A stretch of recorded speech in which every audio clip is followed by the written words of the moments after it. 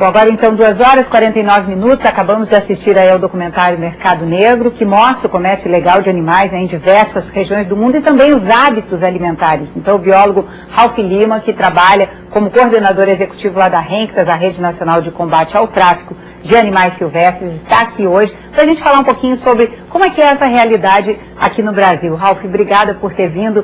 Nesse primeiro momento, assim, eu queria te perguntar, esse filme exagera no quadro, no cenário que ele mostra, ou essa é de fato uma realidade? Bom, boa tarde. Primeiramente, agradeço a oportunidade de estar aqui falando em nome da RENCTAS.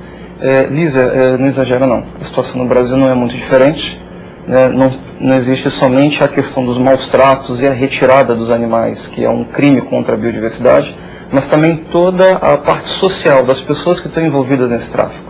Então não é diferente no Brasil, não é diferente na África, não é diferente na Ásia. As pessoas realmente veem como uma oportunidade de geração de renda, né? Porque isso que eu acho, isso que a gente imagina que seja assim, né? Quer dizer, ao praticar esse crime, tirar um animal silvestre da natureza, a pessoa nem sabe o impacto que ela vai estar causando, né? Especialmente as populações tradicionais, ribeirinhas, né? Isso é uma verdade? Também é no Brasil, não é diferente. Há um tempo atrás, realmente, a questão social, a alternativa de renda era uma coisa muito forte, mas até como resultado dos programas governamentais de erradicação da miséria, isso veio ajudar também no combate ao tráfico, porque hoje você não pode justificar o tráfico de animais silvestres como uma alternativa de renda. Hoje as pessoas têm como conseguir seu alimento, ela tem acesso a diversos campos de trabalho. Então, assim, existe hoje no Brasil várias quadrilhas especializadas nesse tipo de crime, né, porque a retirada ilegal desse animal silvestre é um crime não só ambiental, mas também um crime contra a vida, né? Então, assim, hoje não se justifica muito a questão do problema falta de renda ou alternativo de renda. Quais são os animais mais traficados aqui? Porque a gente acabou de ver ali a barbatana de tubarão, né, sendo usada na alimentação e tal. Aqui no Brasil, quais são os animais? Cada país tem sua peculiaridade, né, espécies que vão priorizar. Aqui no Brasil, por conta da cultura da gaiola que o brasileiro tem, a grande soma de animais que são resgatados do tráfico são aves. Tanto aves de canto quanto papagaios, araras, periquitos, né, que são de uso ornamental. Também são apreendidos muitos primatas, né, aqueles miquinhos que normalmente as pessoas conhecem, grandes primatas também são buscados por esse tipo de tráfico. Eventualmente um ou outro felinos pequenos, tipo gato do mato, jaguatirica, também depende muito da região que esses animais ocorrem. E existe uma procura muito grande de animais, principalmente para a questão da caça. São animais que têm carnes de sabor exótico, como por exemplo uma cutia, uma paca, um tatu. Isso ainda é muito cultural, principalmente nas regiões... Javali também, né? O javali nem tanto, porque é um animal exótico, então já é um outro tipo de caçador que tem uma preferência por esse tipo de animal. Que são animais que você despende um armamento mais pesado para abate, enfim. Agora, esses animais de pequenos porte, é muito cultural você ver nas regiões do Nordeste e nos interiores do Brasil as pessoas caçando esses bichos como alimento. Em outras cidades, eu lembro agora do Recife, assim, de feiras livres e tal, você vê o peixe ornamental, né, sendo comercializado dentro de saquinhos. Isso também é um tipo de crime? Também é um tipo de crime, não só em Recife, mas também nas cidades como Belém, como Manaus, por exemplo, você pode comprar peixes ornamentais de origem legal. Hoje em dia você tem aí várias empresas que colhem esses animais de forma legal na natureza, e esses animais chegam às lojas de aquário para venda. Mas ainda é muito forte a questão do tráfico de peixes ornamentais. E existem pouquíssimos dados sobre isso. O que Como é que se combate? Olha, com muita fiscalização, né? Principalmente dos órgãos de controle ambiental, como por exemplo o IBAMA. Que é um gargalo no nosso país, gargalo, né? Sem dúvida, né, Raul? Existem casos, por exemplo, que a própria RENCTAS já presenciou, de peixes ornamentais que estavam saindo do aeroporto de Belém. Quando você olha na embalagem e na nota, estava descrito lá uma espécie. Quando os fiscais do IBAMA abriram essa caixa, viram que lá tinham outras espécies, inclusive espécies que não eram nem descritas ainda, que eles não conseguiram identificar, e uma quantidade muito superior do que estava descrito. Por exemplo, numa caixa, se tivesse lá descrito, são 10 peixes da espécie tal. Quando eles abriram, tinham 50, 60 animais ali dentro, né? Nessas condições de maus tratos, principalmente. Bom, não é nem é suficiente já isso para desequilibrar ou até ameaçar uma espécie, esse pequeno comércio? Com certeza, principalmente porque nesse caso específico tinham espécies que não foram descritas ainda pela ciência. Quer dizer, as pessoas não sabiam nem que espécies eram aquelas. Então, eles já estavam sendo contrabandeadas. Então o Brasil perde cada vez mais a sua biodiversidade nesse tipo de comércio. Qual a punição para quem é pego pela polícia traficando animais aqui? Olha, atualmente a Lei 9.605, ela orienta que essas pessoas vão responder o processo em liberdade e ela paga de 500 a 5 mil reais por espécie, né, por espécime, dependendo da espécie. Por exemplo, se for uma espécie ameaçada de extinção, o valor que ele vai pagar por exemplar é 5 mil reais. Agora, se a espécie não estiver ameaçada, é 500 reais por exemplar. Mas isso é o que a lei prevê. E ao aplicá-la, a pessoa consegue fazer esse pagamento? Não. O que a gente vê na prática é que tem sido realizado pelo nosso judiciário muitos termos de ajuste de conduta. A pessoa acaba prestando penas alternativas, né, ou então auxiliando uma entidade de proteção ambiental, ou pagando um valor muito irrisório em relação à multa que ele realmente deveria pagar.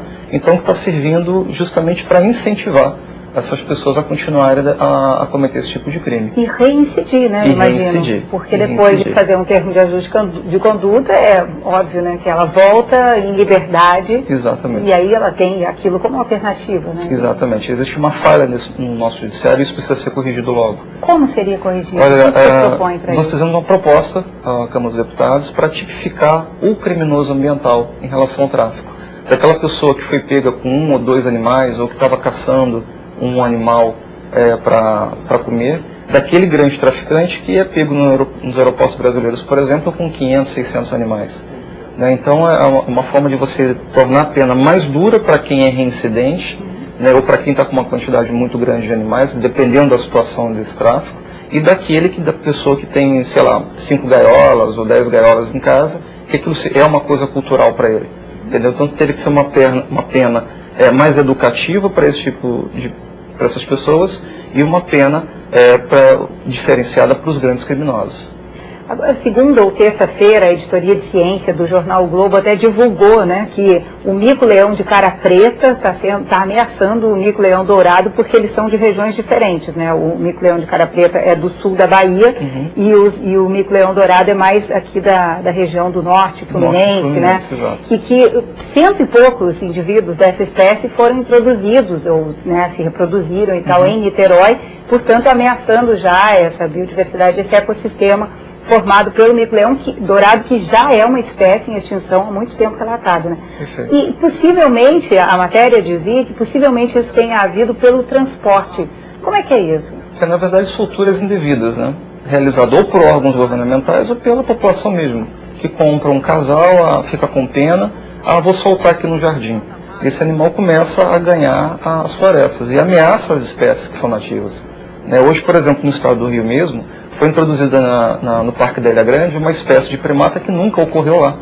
Existe uma espécie de primata grande, que é o macaco uivador, né, que é chamado com esse nome, e é um animal que se alimenta somente de plantas. Introduziram uma espécie de primata menor, que é o miquinho, que é comum, por exemplo, inclusive até aqui no centro do Rio de Janeiro. Que é aquele sagui? Que são os saguis, exatamente. E esse sagui, ele é carnívoro, então ele preda aves e ovos das aves. Então ele está causando desequilíbrio ambiental enorme num local pequeno, que é o Parque Nacional da Ilha Grande. Não? E pelo aspecto da saúde, qual é o risco que isso também representa? Porque o sagui, especialmente aqui no Rio de Janeiro, é muito comum, a gente vê na Bahia, também em outros estados. As pessoas alimentam livremente, né? E acham bonitinho, todo mundo tira foto. Qual é o Exatamente. O grande risco é quando você tem esses animais dentro de casa sem nenhum tipo de controle de zoonose. Como se fosse um animal doméstico? Como se fosse um animal doméstico. Uma coisa é o animal está em vida livre, você ir lá observar o animal, mas aquela coisa do ser humano interagir com o animal, levar ele para a sua residência, ele com certeza está trazendo uma doença do meio silvestre para o ambiente familiar. E não só os macacos, tem várias doenças aí que são transmitidas pelas aves, principalmente. Né? As pessoas que gostam de ter muitas aves em casa, esses animais transmitem muitas doenças. Muitas vezes as pessoas vêm a óbito sem saber que foi uma doença transmitida para o animal silvestre. Mas alimentar esses bichos, você fala de manter esse bicho em cativeiro, né? Quer dizer, Sim. mantendo dentro de casa, como um animalzinho doméstico, mas alimentar esses animais pela janela, deixar um cacho de bananas, provocar, né, que eles venham que eles diariamente. O macaco prego também, a gente vê muito. Exatamente, o macaco prego causa acidentes muito graves, né, de ataques, enfim. Então, se não é uma situação ideal, por mais que a pessoa se sinta motivada a alimentar esses animais, não é uma situação ideal. Porque no meio silvestre ele tem o seu alimento próprio, né? E na verdade você está dando a ele um alimento que ele não vai encontrar em vida livre. Então você acaba aproximando esse animal das áreas urbanas e isso com certeza vai causar acidentes. Bom, Ralph Lima, eu queria te agradecer por sua presença aqui e queria corrigir uma informação. Eu falei o mico-leão da cara preta, mas é o mico-leão da cara dourada que está ameaçando o mico-leão dourado. Muito obrigada mais uma vez. Bom, agora tem um intervalo logo após o programa Ação. Conexão Futura voltará às 15h35 para a gente falar sobre concursos públicos. Será que ainda é vantajoso prestar esse tipo de concurso? Até já.